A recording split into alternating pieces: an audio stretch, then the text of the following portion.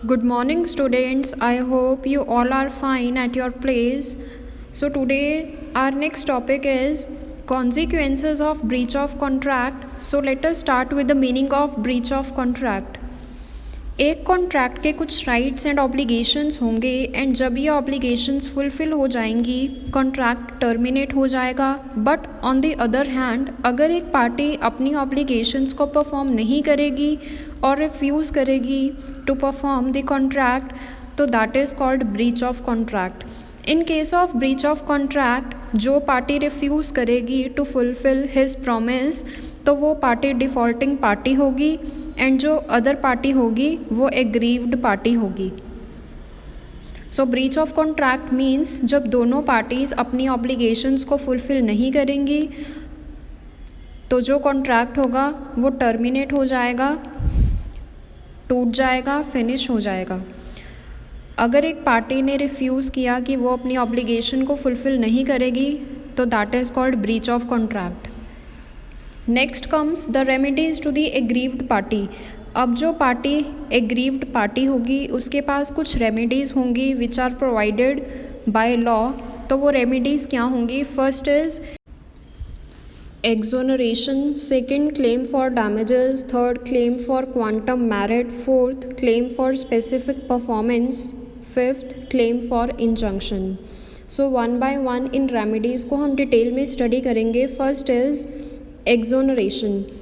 It means जब एक party refuse करेगी to perform his part of promise तो जो एग्रीव्ड पार्टी है वो एज्यूम करेगी कि कॉन्ट्रैक्ट क्या हो गया है, टर्मिनेट हो गया है एंड जो कॉन्ट्रैक्ट होगा वो टर्मिनेट हो जाएगा. बिकॉज अगर एक पार्टी रिफ्यूज़ करेगी या अपना प्रॉमिस फुलफ़िल नहीं करेगी तो जो दूसरी पार्टी होगी वो ये एज्यूम करेगी कि जो फर्स्ट पार्टी है उसने कॉन्ट्रैक्ट को टर्मिनेट कर दिया है. फॉर एग्ज़ाम्पल मोहन ने कॉन्ट्रैक्ट किया विद सोहन कि वो सर्टेन गुड्स को डिलीवर करेगा to Sohan for ₹10,000 and Sohan ने भी प्रॉमिस किया कि वो डिलीवरी के टाइम पेमेंट करेगा ₹10,000 की मोहन को. बट अगर मोहन ने रिफ्यूज़ कर दिया to deliver the goods to the Sohan at the promised time तो जो सोहन है वो एज्यूम कर लेगा कि जो मोहन है उसने कॉन्ट्रैक्ट टर्मिनेट कर दिया है. सो इन दिस केस जो सोहन है वो भी फ्री हो जाएगा अपनी कमिटमेंट से. उसको अब पेमेंट नहीं करनी ₹10,000 की सोहन ने मोहन को. इस केस में मोहन ने रिफ्यूज़ कर दिया अपना प्रॉमिस फुलफ़िल करने के लिए. अगर उसने अपना प्रॉमिस फुलफ़िल नहीं किया तो जो सोहन है वो भी लायबल नहीं होगा अपने प्रॉमिस को फुलफ़िल करने के लिए. सो अगर एक पार्टी ने रिफ्यूज़ कर दिया to perform his part of promise तो जो दूसरी पार्टी है वो भी लायबल नहीं होगी to fulfil his part of promise.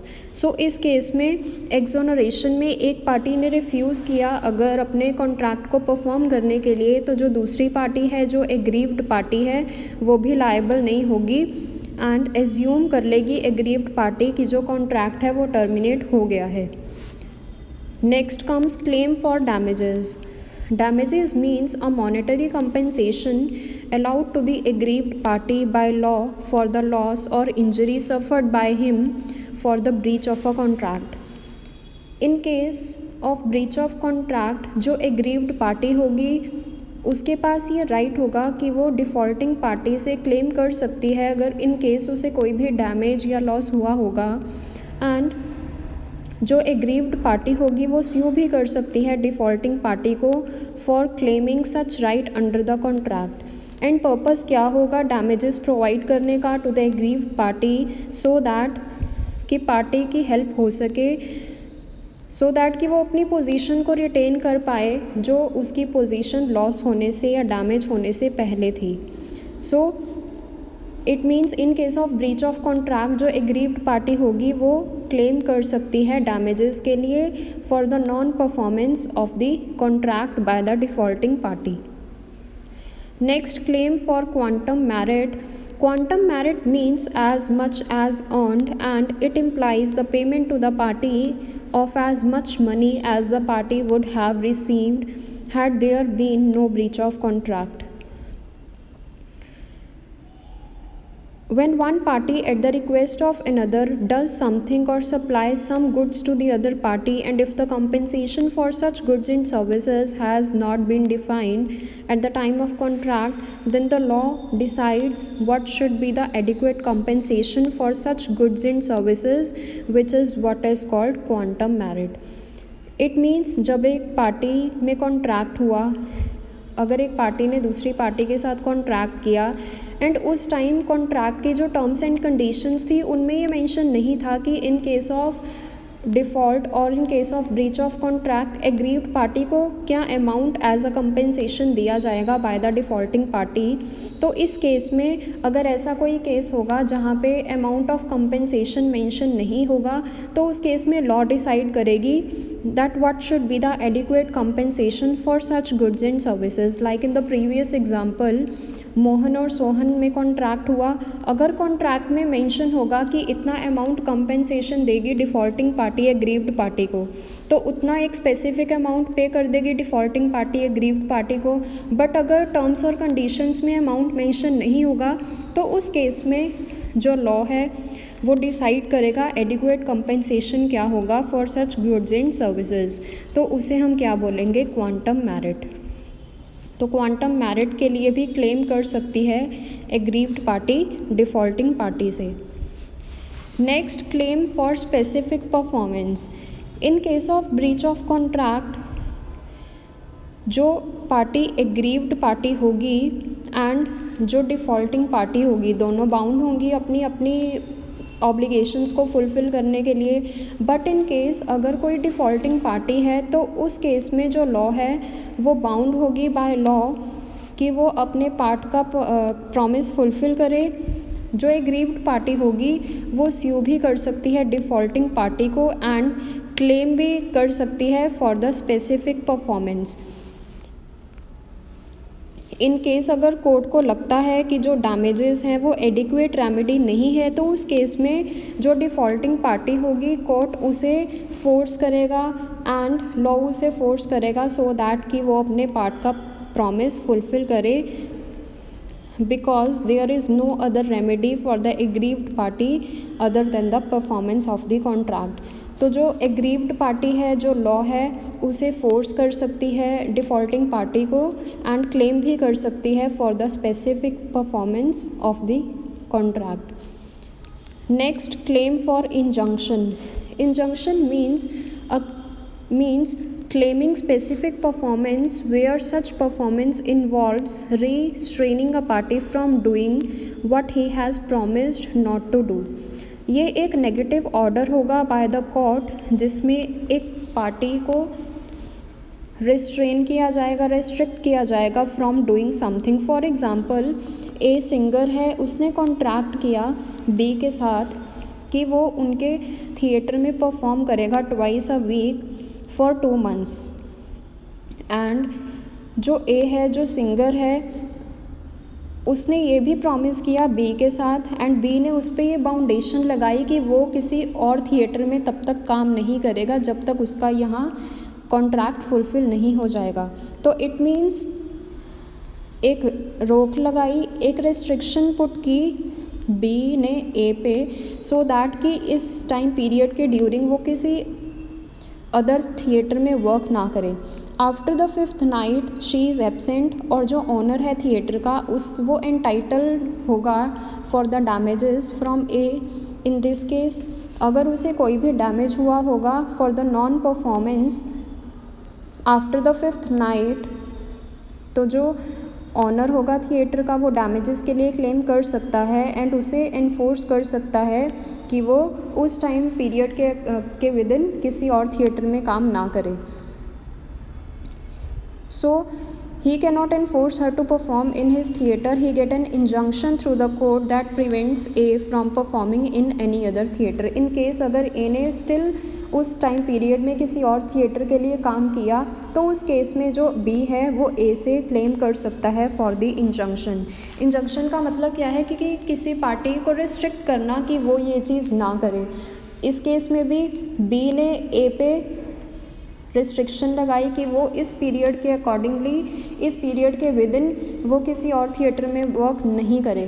But अगर ए फिर भी अगर उसने काम किया है किसी और थिएटर में इस पीरियड के विद इन, तो जो ए है उसे कंपनसेशन पे करनी पड़ेगी एंड जो एग्रीव्ड पार्टी है बी वो क्लेम कर सकता है ए से for the injunction.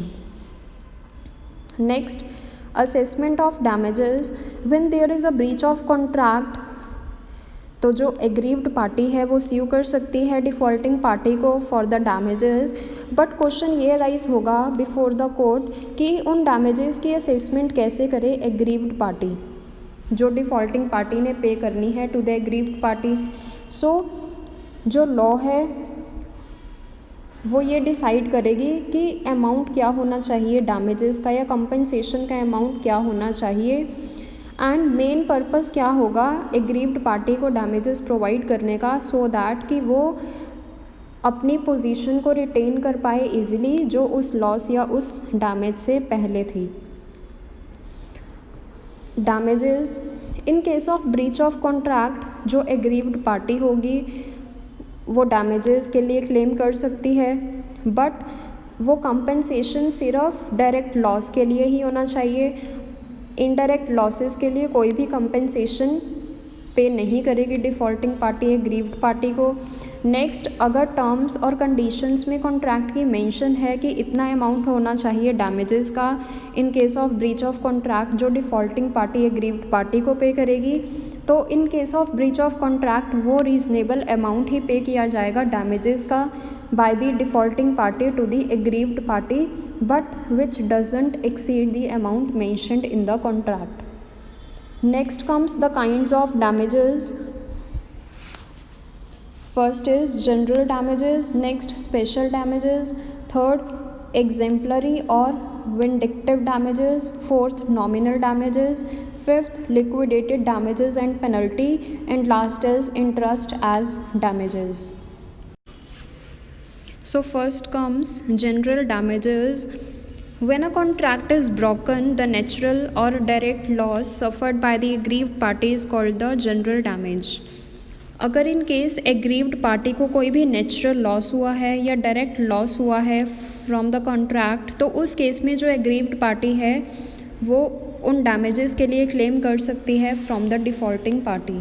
So general damages means जो नेचुरल लॉस हुआ होगा या जो डायरेक्ट डैमेज हुआ होगा एग्रीव्ड पार्टी को अंडर अ कॉन्ट्रैक्ट, तो एग्रीव्ड पार्टी डिफ़ॉल्टिंग पार्टी से जनरल डैमेजेस के लिए क्लेम कर सकती है। Next is special damages, a loss that arises out of special circumstances prevailing at the time of breach of contract is called special damages and includes the damages other than those arising from the breach of contract. अगर कुछ circumstances ऐसे हो गए कि special loss arise हो गया aggrieved party को, तो उस केस में स्पेशल सर्कमस्टांसेस के केस में जो स्पेशल डैमेज और लॉस हुआ होगा एग्रीव्ड पार्टी को, तो जो एग्रीव्ड पार्टी है उस केस में डिफ़ॉल्टिंग पार्टी से कंपनसेशन प्रोवाइड कर सकती है। Next, exemplary or vindictive damages.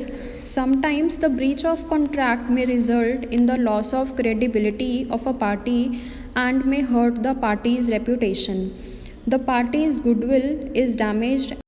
So in such a case, अगर breach of contract की वजह से जो पार्टी की क्रेडिट वर्दीनेस थी एंड जो पार्टी की रेप्यूटेशन थी, गुडविल थी, उस पर इफ़ेक्ट हुआ होगा, तो उस केस में जो एग्रीव्ड पार्टी है वो क्लेम कर सकती है for these damages from the defaulting party, and जो डिफ़ॉल्टिंग पार्टी होगी वो लायबल होगी इन डैमेजेस के लिए कंपनसेशन प्रोवाइड करने के लिए टू द एग्रीव्ड पार्टी।